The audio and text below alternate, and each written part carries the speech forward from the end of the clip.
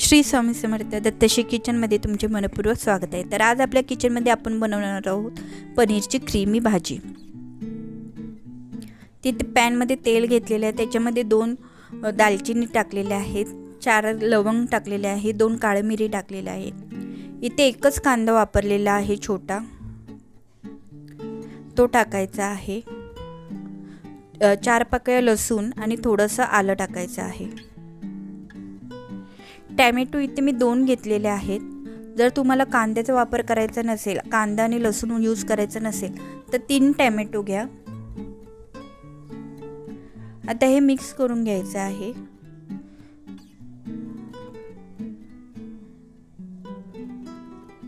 नंतर इथे मी 2 टेबलस्पून काजूचे तुकडे टाकलेले आहेत।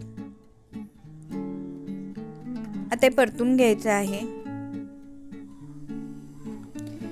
टॅमॅटो सॉफ्ट होईपर्यंत आपल्याला शिजून घ्यायचा आहे।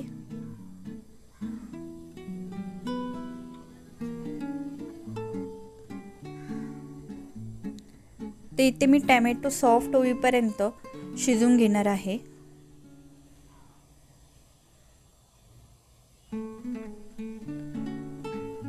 इथे टॅमॅटो सॉफ्ट झालेले आहेत, कांदा देखील मऊ झालेला आहे। नंतर त्यामध्ये पाणी टाकायचं आहे थोडं। पूर्ण टॅमॅटो विरघळला पाहिजे। एक उकळी येईपर्यंत आपल्याला वाफून घेऊन नंतर गॅस बंद करायचा आहे। तुम्ही कांदा आणि लसूण नाही वापरला तरी चालेल, तरी ही भाजी खूप टेस्टी लागते, खूप छान लागते।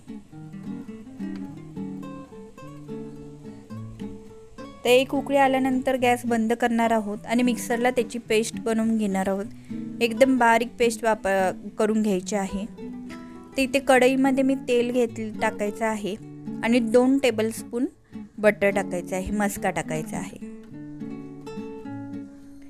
आता तापल्यानंतर त्यामध्ये आपल्याला फक्त तिखट टाकायचं आहे, आपल्या आवडीनुसार। तिखट टाकल्यानंतर पनीर टाकायचं आहे आणि परतून घ्यायचं आहे।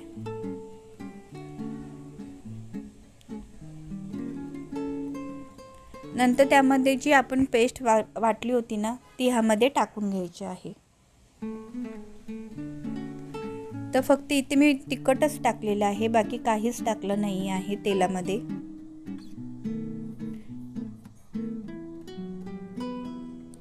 आता हे मिक्स करून घ्यायचं आहे आपल्याला।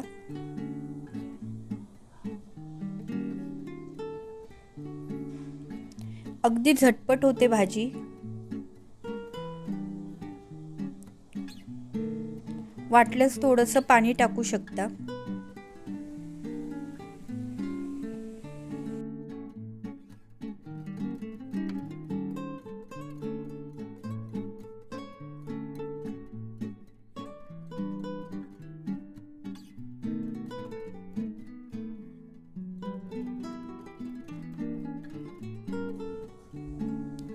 थोडंसं पाणी टाकलेलं आहे यामध्ये।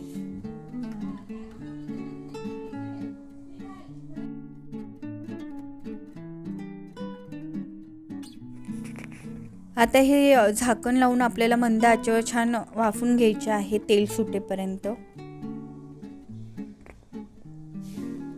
तिथे वाफून झालेले आहे। तर वरून आपल्याला कसुरी मेथी टाकायची आहे आणि चवीनुसार मीठ टाकायचं आहे।